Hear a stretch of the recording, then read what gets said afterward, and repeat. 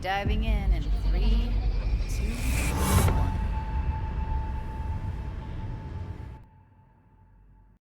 In a place like Night City, where 30 recorded murders a night is low, and where next to no gainful economy exists outside of criminal activity, you're going to need some help. You're going to need to be armed to the teeth and well prepared just to survive. In 2077, your body is a weapon. And if you're going to make it, what you really need is a really good RipperDoc. That's where Viktor Vektor comes in. A good RipperDoc must be highly competent in both engineering and medicine, to both augment and care for the body. There's a balance to strike. Your patients need enough chrome to be able to compete in their new reality, but at a certain point, they lose the humanity you augment to protect. Too many augmentations trigger cyberpsychosis, and you can literally lose your mind when bit by bit you physically become more machine than man. There's money in the augmentation business, but you need a delicate touch, something that is just as true in any timeline. We don't know everything about Viktor, but one thing that makes Cyberpunk 2077 exceptional is that it actually provides hints and details for players to read between the lines. Just like real life, you can take what is explicitly shown about someone, and much can be implied when you cross-reference what you see with a person's world and circumstances. Vic, what are you doing here? What do you mean? I came to see the fight of the year. Everybody on the street's buzzing about it. Don't let me down now, you hear? What we are told is that Viktor has given up a more exciting life in his past. He came up as a talented boxer in Watson, almost becoming the heavyweight champion in the Watson Grand Prix, but coming in second. When he shined big. Involved with the who's who's of the city, he is described as a living legend for a reason. At some point, he gave up the chase of fame and fortune in order to do the opposite, to serve. He became a RipperDoc, one of the most honest professions in this world, attending to the needs of other augmented aspiring prize fighters and anyone else needing his services. If asked about his past, there's a definite finality to it. So, what's new in the life of Viktor Vektor? Yeah, if I'm being honest, not much. And that's fine with me. I used to live in a world where all that mattered was who's who, what's what, and how's why. And what happened? One day, I just dropped it and never looked back. I'll never be a legend in this town, but been sleeping nights ever since. We catch glimpses of it. He rewatches old boxing matches in his downtime and still loves to attend live performances. He always watches or helps other fighters. He's been there and he's done it before. And unlike many, he was able to leave it behind. Most people you meet in Night City have a past and baggage they need to try to resolve. Vic is unique in that he's managed to put his past to rest, and he's rather mentally present. What do I know? I'm just a doctor. That's what I thought. Lights out for a minute, all right? Know what? Seems like you're the only person in Night City who's happy with his lot. You get to a certain age, you drop all your illusions. Life just gets easier from there. He is one of the few in Night City who are mentally, emotionally, and situationally stable. He has to be in order to be a good RipperDoc, to be on call, to be able to help people on a dime, and to stick his neck out for people. I finally scrounged up enough eddies to pay you back in full. Hold on to them just in case. You need them more than me. I'm not taking them all the way to my grave, Vic. Here. And thanks again for doing so much work on me without ever seeing an any. That's what friends are for. This is a city in which very few are ever in a good spot, and so there's always someone who needs help. Vic is always there. Vic shows generosity, even though he knows how fleeting life and honor are in this city. He's a man who wants very little and needs even less.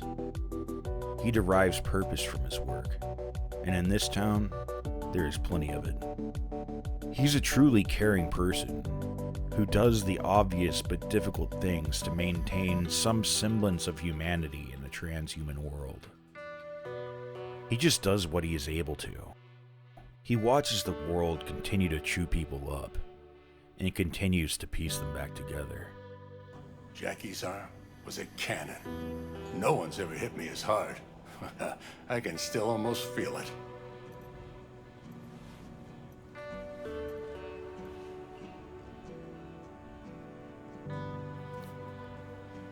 "12 rounds, buddy." A town like this is where it's especially important to find diamonds in the rough who stay solid when nothing else does. Viktor is one of the only people you'll meet who doesn't need something from you. It's always the opposite. Viktor will fix us up. He catches you when you fall and buys you a second chance. Hell, a third chance. He can't solve your problems, but he can very certainly give you your best shot. When you become infected by the biochip, Vic frantically patches you up, but gives the prognosis to you straight. Vic, what is it? Don't got a lot of time left, kid. Say what now? Silverhand's construct is overriding your consciousness, gradually taking over your body until one day you'll just be gone. He offers any support a RipperDoc can, but you will have to carry your own cross. You're the best of the best, Vic. Why can't you help me? When you suffer one last major relic malfunction near the end, he patches you up again, knowing you have little time regardless, and he draws the line in the sand. Vic can't hold your hand, but he needs to provide his patients a fighting chance at all times, and equips them to make the necessary decisions. You'll find a last dose of pseudo-endotrizin there. A gift from Misty. Want to give in to the voices in your head? Go ahead. Take a puff. Go silent. Get out.